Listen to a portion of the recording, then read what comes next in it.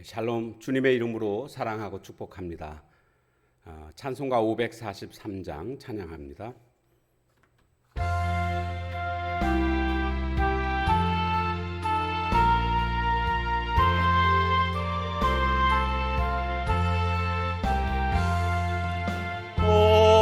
어려운 일 당할 때 나의 믿음 적으나 의지하는 내 주를 더욱 의지합니다. 세월 지나갈수록 의지할 것뿐일세. 무슨 일을 당해도 예수 의지합니다. 성령께서 내 맘에 밝히 비춰주시니 인도하심 따라서 주만 의지합니다. 세월 지나갈수록 의지할 것뿐일세.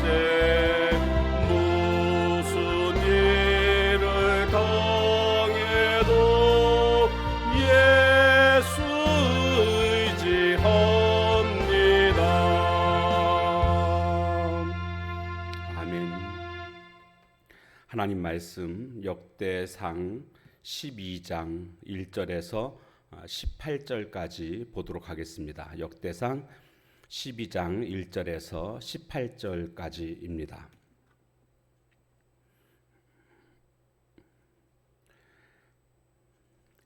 다윗이 기스의 아들 사울로 말미암아 시글락에 숨어 있을 때에 그에게 와서 싸움을 도운 용사 중에 든 자가 있었으니 그들은 활을 가지며 좌우 손을 놀려 물매도 던지며 화살도 쏘는 자요 베냐민 지파 사울의 동족인데 그 이름은 이러하니라.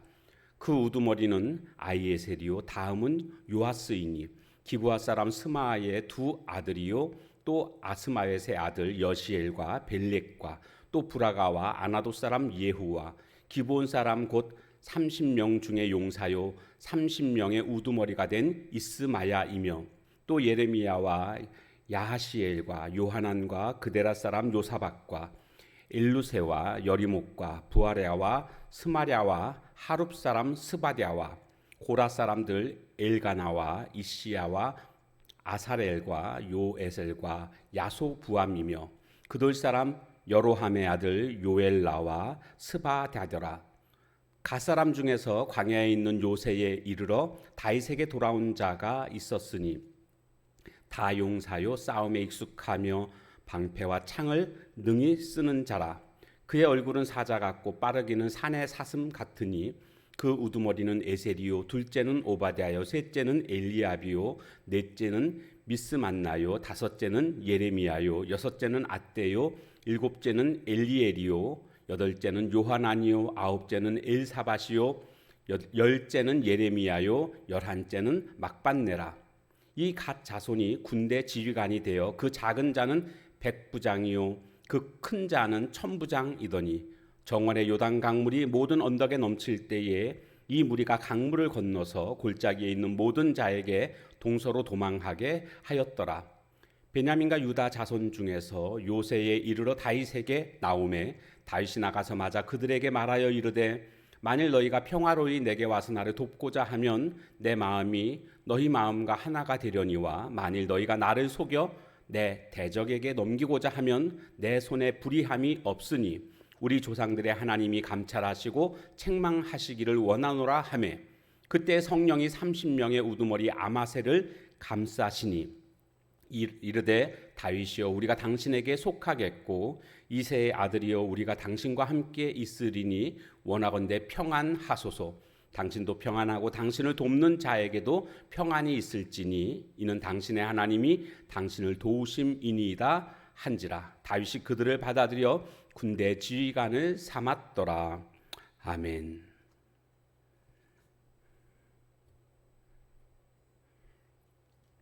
자, 역대상 12장 1절에서 22절까지는요. 다윗을 도운 용사들을 지파별로 그렇게 정리해서 소개하고 있습니다. 먼저 1절부터 7절까지는 베냐민 지파 용사에 관해서 소개해주고 있고 8절부터 15절까지는 갓 지파 용사를 소개합니다. 그리고 16절, 17절, 18절에서는 베냐민 지파와 유다 자손에 대해서 소개해주고 있고 19절에서 22절까지는 므낫세 지파의 용사들을 소개하고 있습니다. 우리는 어떤 사람들과 함께하느냐가 굉장히 중요합니다. 바른 인생의 길을 걸어가기 위해서는 나한테 유익을 주는 사람들과 함께해야지 나에게 손해를 주는 사람들과 함께하면 내 미래는 밝을 수가 없습니다. 또 나 자신도 다른 사람들에 대해서 유익을 주는 사람이 되어야 합니다. 그래서 오늘은 본문을 통해서 앞으로 내가 인생을 살아가면서 미래에 내가 어떤 사람들과 함께 해야 성공적인 올바른 길을 걸어갈 수 있는가, 내가 함께 해야 될 사람들이 어떤 사람들인가를 한번 살펴보고 또 나도 다른 사람들에게 이와 같은 사람이 되어야겠구나라고 적용해 볼 수가 있겠습니다. 먼저 1절부터 말씀해 보게 되면 사울의 동족인 베냐민 지파 사람들이 다윗을 돕는 내용이 나오고 있습니다. 그런데 시작할 때 보니까 다윗이 기스의 아들 사울로 말미암아 시글락에 숨어 있을 때에 이렇게 돼 있죠. 시글락은 블레셋 땅에 있는 그런 도시입니다. 그러니까 사울의 공격으로부터 더 이상 피할 수 없다라고 판단해서 다윗은 적국인 블레셋으로 망명하게 되는 그런 일이 있지 않았습니까? 그래서 시글락에 지금 숨어 있을 때였는데 웬일인지 사울의 같은 지파인 사울이 베냐민 지파인데 베냐민 지파 중에 용사들이 다윗에게 와가지고 도와주겠다는 겁니다. 함께 하겠다는 겁니다. 우리는 여기서 다윗의 입장에서 보면 다윗의 일생 중에 가장 힘든 시기가 바로 이때라고 할 수가 있습니다. 시글락에 숨어 있을 때 오죽했으면 적국으로 망명을 해가지고 지금 목숨을 연명하고 있는 때로 정말 인간적인 면에서 보면 비참한 그런 삶을 살고 있는 다윗의 모습입니다. 자, 그런데 이렇게 힘없고 가장 약할 그때에 다윗에게 와서 함께 하겠다고 하는, 도와주겠다고 하는 이런 사람들은요, 진실한 사람이라는 것을 우리는 알 수가 있습니다. 반대로 내가 건세가 있고 재물이 있고 능력이 있을 때 나한테 와서 나와 함께 하겠다고 하는 사람들은 그 진실성을 의심할 수밖에 없습니다. 왜냐하면 나를 보고 오는 게 아니라 내가 가지고 있는 건세, 재물, 능력 이런 것들을 보고 오는 자들이기 때문에 완전히 믿을 수가 없습니다. 그러나 힘이 없고 가장 연약할 때에 나와 함께 한다는 것은 그 사람의 마음이 정말 진실되다라는 것을 우리는 깨닫게 됩니다. 그래서 어려울 때 친구가 진짜 친구라고 말하지 않습니까? 어려울 때 도움을 주는 이 베냐민 지파의 용사들, 이들은 다윗에게 있어서 정말 큰 힘이 되는 그런 사람들이라고 할 수가 있습니다. 두 번째로 다윗을 도와주는 사람들이 소개되고 있는데 바로 8절부터 보게 되면 갓 지파 사람들이 나오고 있습니다. 근데 이들에 대해서 소개를 하고 있는데 뭐라고 소개하는가 보니까 다 용사요 싸움에 익숙하여 방패와 창을 능히 쓰는 자라. 방패는 수비하는 것이고 창은 공격하는 거죠. 싸움에 아주 익숙했다. 이렇게 싸우는 데 있어서 준비된 사람들이었다라고 말할 수가 있습니다. 그런데 이들에 대해서 조금 더 소개하고 있는데 얼굴은 사자 같고 빠르기는 산의 사슴 같으니, 그러니까 이들이 다 정말 뛰어난 용사들이구나라는 것을 짐작케 하는 부분입니다. 그러면서 쭉 소개를 해주고 있는데 특별히 14절 말씀에 보면 이 갓 자손이 군대 지휘관이 되어 그 작은 자는 백부장이요 그 큰 자는 천부장이더니 이렇게 소개하고 있습니다. 백부장, 천부장, 100명의 부하를 거느린 사람, 또 1000명의 부하를 거느린 사람, 뭐 이렇게도 설명이 되어 있지만 이 14절에 각주를 보면 성경 밑에 각주가 나오지 않습니까? 거기 보면 뭐라고 되어 있습니까? 작은 자는 일당 100이요 큰 자는 일당 1000이니라 이렇게 소개하고 있습니다. 일당 100, 일당 1000. 한 사람이 100명을 상대한다는 겁니다. 한 사람이 1000명을 상대한다는 겁니다. 바로 그것은 이만큼 이들은 싸움에 있어서 준비된 자들이었다라는 것을 소개해주고 있습니다. 하나님은요, 준비된 사람을 쓰십니다. 물론 어떤 열정이 있어야 되겠고 의욕도 있어야 되지만 열정과 의욕만으로는 하나님의 일을 감당할 수가 없습니다. 왜냐하면 그것은 쉽게 사라질 수도 있기 때문입니다. 그래서 하나님의 일을 하는 사람들은요, 그 일꾼으로서 내가 그 일을 수행할 수 있는 능력이 갖추어져야 합니다. 준비해서 그 능력을 갖추어야 합니다. 그러니까 사역에 앞장서서 뛰어들기 이전에 먼저 잘 훈련받는 준비된 그런 자가 되어야 합니다. 그냥 맹목적인 믿음만 앞세우고 준비 없이 사역에 뛰어들지 말고 정말 준비된 사람으로 있으면 하나님은 언제든지 들어 쓰실 줄로 믿습니다. 세 번째로 다윗에게 함께하는 사람들은 또 누군가 보니까 16절에 보면 베냐민과 유다 자손 중에서 다윗에게 나오는 장면을 보게 됩니다. 자, 그런데 여기에서 아마샤에 대해서 특별히 소개하고 있습니다. 이 사람들이 베냐민과 유다 자손들이 다윗에게 나올 때에 다윗이 물어봅니다.